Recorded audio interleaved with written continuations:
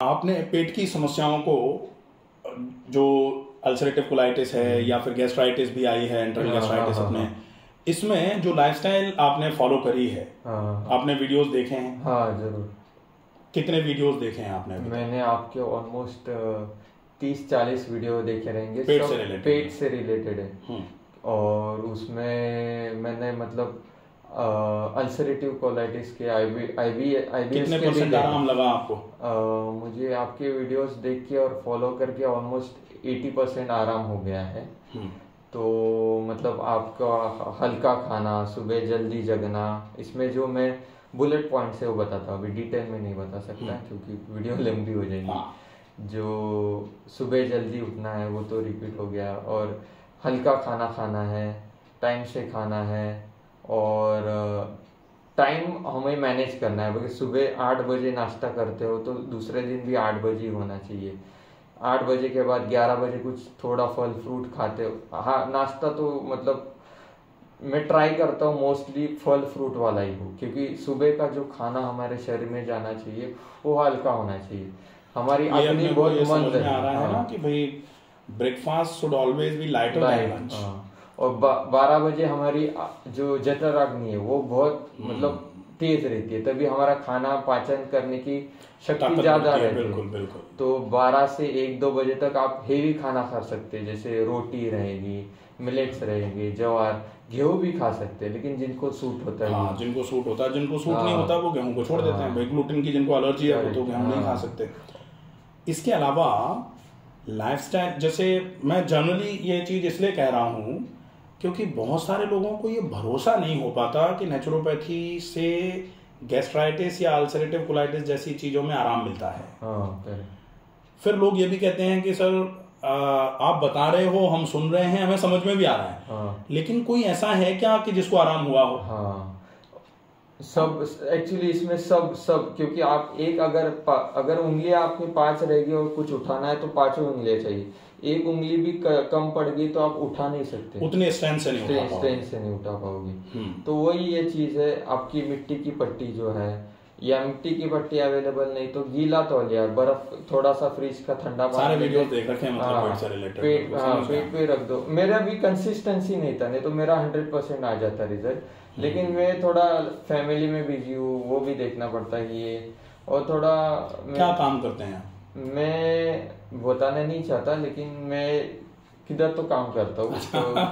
तो मतलब स्ट्रेस का काम है। और काम मतलब वैसा नहीं है ना कि अपन जैसे कहते भाई एक अच्छे लेवल का ही काम। हाँ, अच्छे लेवल का, मेरा सैलरी भी अच्छा है, पैसा बहुत है, लेकिन स्ट्रेस है तो पैसे का कुछ ये नहीं। ये तो खैर आप ये मान के चलो, ये तो हमेशा ये तो ज्ञान की बात है। वैसे मुझे नहीं बोलना चाहिए, ये महात्मा बोले तो ज्यादा अच्छा लगता है कि पैसा तब उपयोगी होता है जब आप उसका उपयोग करने के लायक बने। अभी मेरा इंश्योरेंस है 1 करोड़ का, लेकिन वो एलोपैथी में है, उसका कुछ यूज नहीं है। और डॉक्टर बोलते हैं आ जाओ एडमिट हो जाओ। क्या करूं मैं, 1 साल एडमिट हो, 2 साल एडमिट हो। आपने ट्रीटमेंट लंबे समय से कराया है? उसके बाद आप ये फॉलो कब से कर रहे हैं, वीडियोस कब से देख रहे हैं? मैं 1 साल से आपका 1 साल से देख रहे हैं, और 1 साल से थोड़ा आराम आ रहा है।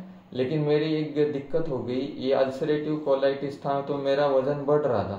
लेकिन एक दिन मैं एक जगह एक मसाज करने चला गया तो वो पेट पे दबाव आ गया, क्योंकि वो दबाव से मेरा ये आ गया, हाइटल हर्निया ट्रिगर हो गया। तो मेरा जो सर ने बताया उससे वेट 6-7 किलो बढ़ गया था, वो वापस डाउन आ गया। और फिर ये दिक्कत वापस, थोड़ा ब्लीडिंग वापस दिखने लग गया, मतलब जो सेट हो गया था वापस नीचे आ गया। तो अभी मैं उसका इलाज करने, मतलब मुझे 100% ठीक होना है तो सर के पास आया हूँ। आप बिल्कुल चिंता मत करो, आपको 100% क्लियर कर लेंगे।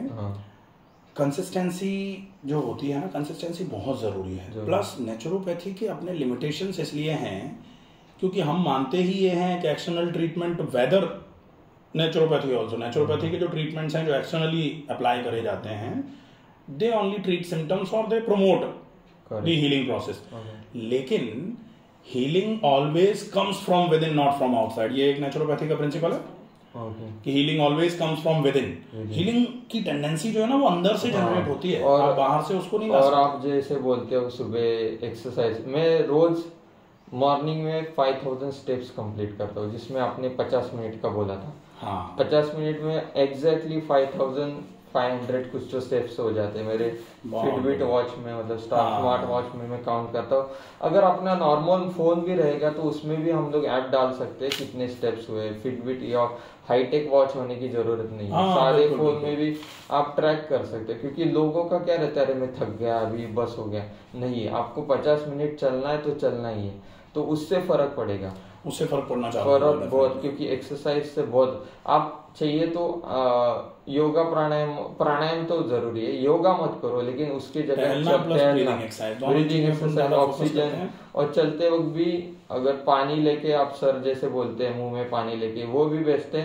लेकिन अगर पानी भी नहीं ले पाए तो मेक श्योर कि you take breathing from your nose, not from your mouth. If you take from your nose, the more oxygen supply will go in your stomach and the things will get start better, you will feel better, आप try कीजिए, एक बार मुंह से सांस लीजिए और एक बार नाक से सांस लीजिए।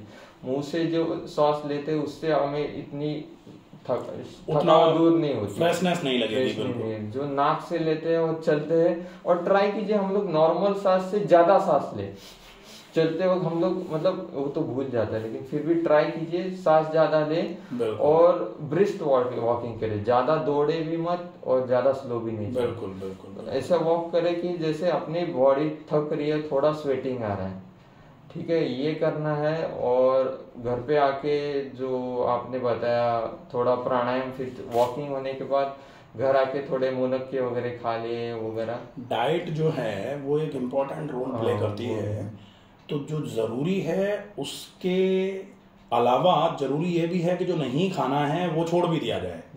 क्योंकि हम जो कर रहे हैं वो तो कर रहे हैं, लेकिन हमको जो नहीं करना है वो भी कर रहे हैं। अभी मैंने रिसेंटली कल परसों आम खा लिए, मैं बोला अभी तो मेरे ब्लीडिंग नहीं हो रही, और आम खा लिया और मेरा ब्लीडिंग थोड़ा सा स्टार्ट हो गया। अभी 1 हफ्ते से मुझे ब्लीडिंग नहीं था, लेकिन कल परसों थोड़ा मैं बोला ये तो क्योर हो रहा है, ये तो ठीक है, लेकिन आम खा लिया तो ब्लीडिंग थोड़ा वापस दिखने लग गया। तो शायद से आम नहीं खाने इसमें। आम थोड़ा गर्मी करते हैं। आम अगर बहुत मीठा हो और कम क्वांटिटी में आपका मन कर रहा है तो बिल्कुल जरा सा खा लो। क्या होता है, टेस्ट बर्ड्स को सेटिस्फाई करने के हिसाब से आप आम खा सकते हो। अब बहुत सारे लोग कहते हैं कि टेस्ट बर्ड्स को सेटिस्फाई करने के लिए थोड़ी मिर्ची भी खा लें क्या, तो मिर्ची तो थोड़ी भी नहीं खा सकते, नहीं, हर जगह टेस्ट बर्ड्स को सेटिस्फाई नहीं करना, लेकिन आम के केस में आप कर सकते हो। तो अगर आपको क्या खान पान खाना है तो सर का वीडियो देख सकते हैं, पूरा व्हाइट बोर्ड पे आपने पूरा क्या खाना है उसके बारे में मैं नहीं बताता, क्योंकि आप जाके यूट्यूब पे चेक कर सकते हैं diet plan for ulcerative colitis और IBS के लिए, वो तो सर ने सब बताया है। तो यही है, खान पान में चेंजेस और टाइम से सब खाना है, और भूख से ज्यादा मत खाओ। सुबह जो हम लोग फ्रूट खाओ, ट्राई करो। दलिया भी जो है बनाते हो तो लाइट एकदम पानी जैसा, कम मात्रा में राइस, कम मात्रा में ये दाल जो येलो कलर की रहती है, और ज्यादा सब्जी, सर बोलते हैं ज्यादा भी मत लो, मतलब कभी कभी मैं भी ज्यादा ले लेता हूँ, इतने जाती तो ज्यादा हो जाती है, तो वो भी लिमिट में, आपका पेट जितना। उसमें एक चीज का ध्यान रखते हैं कि अगर हम बहुत चबा के खाएंगे, 60 बार, उतना 60 बार चबाना है, मैं तो 100 बार चबा देता हूँ। बहुत बढ़िया। तो आप ज्यादा खा ही नहीं पाओगे, मतलब ब्रेन में सटाइटी सेंटर होता है, आप जितना चबाओगे वो सटाइटी सेंटर सटाइट कर देगा, वो एक जिसको कहते हैं ना कि बस अब हो गया, तो वो बस अब हो गया वाला सेंटर एक्टिवेट हो जाएगा, तो आप ज्यादा नहीं खा पाओगे। और ज्यादा कौन खाता है, तो जल्दी में खाता है जी। और एक मैंने नोटिस किया, खाने के बाद आपको डकार आ जाए तो एक साइन है कि आप खाना रोक दो, लेकिन मुझे कभी कभी लगता है कि डकार आ गई और जगह और खा लो तो और खा ले तो ओवर ईटिंग हो जाती है। और पानी हमें आधे घंटे पहले पीना है खाने से, और 1 घंटे खाने के बाद 1 घंटा पानी को नहीं हाथ लगाना है। थोड़ा 1 घूंट पी सकते हैं, लेकिन 1 घंटा पानी मत पियो। तो हमारे जब भी खाना खाते हैं तो जठराग्नि खाना पचाने में लग जाती है, तो पानी पी लेंगे तो उसमें बुझ जाएगी, कम हो जाएगी। तो वो एक ध्यान रखना है। और खाने के बीच में ट्राई करो कि 3-4 घंटे का अंतर रहे। एक बार कुछ खा लिया तो 3 घंटे बाद, मतलब आपका 8 बजे नाश्ता हो गया तो 9, 10, 11 बजे कुछ जूस ले लिया, फिर 12 बजे खाना खा लिया, 12 से 1 मेक श्योर हमारे फ़ोन में नोट पैड में डाल दो 8 से 9, 8 से 8:30 मेरा नाश्ता होना ही चाहिए। और इसमें मतलब डेली आप फॉलो करो, इसमें ये चाहिए, ठीक है। 10-11 बजे मैं पोमोग्रेनेट का जूस लूँगा, वो भी 100 ml से ज़्यादा नहीं लूँगा। 12 बजे मैं 1 रोटी या 1 चपाती और इतनी सब्जी खाऊँगा, उतनी ही खाऊँगा। और फिर बाद में डायरेक्ट 4 बजे, हमारे 4 घंटे 4 बजे हो जाते हैं, 4 बजे भी लाइट मील लूँगा। और ट्राई करना 7 बजे के पहले खाना खत्म हो जाना चाहिए। मैं तो बोलता हूँ सूर्यास्त के पहले हो जाना चाहिए, 6 बजे वैसे बोलते हैं आयुर्वेदा के हिसाब से, लेकिन हमारे थोड़े अभी भाग दौड़ वाली जिंदगी है, एटलीस्ट 7 बजे तो खाना हो जाना चाहिए। और फिर 7 बजे के बाद 8, 9, 10 बजे मेक श्योर 9:30 बजे आप बेड पे चले जाओ। आधा घंटा मोबाइल मत देखो, कुछ मत देखो, बुक पढ़ो, या आपको कुछ आपके लाइफ में क्या हो गया बुक पे लिख दो। 10 बजे तक मेक श्योर आप सो जाओ। 10 बजे आपको पहले दिन नींद नहीं आएगी, दूसरे दिन नहीं है, लेकिन 1 वीक के बाद मैं लिख के देता हूँ आपको 10 बजे पढ़ आने लग जाएगी। नींद जो है एक ऐसा विषय बनता जा रहा है कि लोग पूरे दिन आराम करते हैं और उसके बाद कहते हैं कि हमको नींद नहीं आ रही। और ये मैंने नींद के लिए कई वीडियोस बना रखे हैं। इंसोम्निया मतलब स्लीपलेसनेस, अनिद्रा को सबसे पहले तो जितने भी अनिद्रा के पेशेंट अपने पास आते हैं, मैं उनको बोलता हूँ कि आप पहले ये एक बार नोट्स बना लो कि आप पूरे दिन में कितने टाइम सोफे पर, कुर्सी पर, पलंग पर लेटे रहते हो।